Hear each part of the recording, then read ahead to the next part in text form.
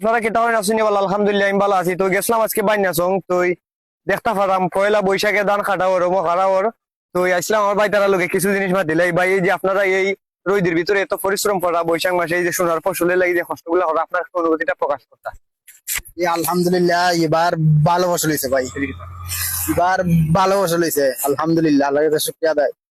আপনার কিরকম লাগে? ভালো লাগেনি? ধান তো আলহামদুলিল্লাহ খুবই ভালো হয়েছে, আপনার কিরকম অনুভূতি? জি আমার খুব ভালো লাগতেছে খুব ভাই। ভালো লাগে না? জি আচ্ছা আলহামদুলিল্লাহ। তো এখন খুব বৃষ্টি বৃষ্টি বাদলের দিন, হয়তো দেখা যায় বৃষ্টি বাদল এখন খুব কম কম আছে, এর কারণে ধান কাটতে পারা।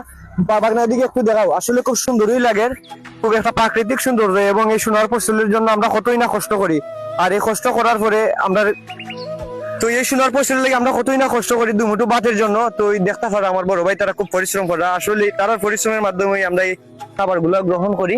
আর আশা করি আমার এই ভিডিওটা কেমন হয়েছে আপনারা সবাই লাইক কমেন্ট শেয়ার করে জানাইবা। ইনশাল্লাহ ভালো থাকবা। আসসালামু আলাইকুম।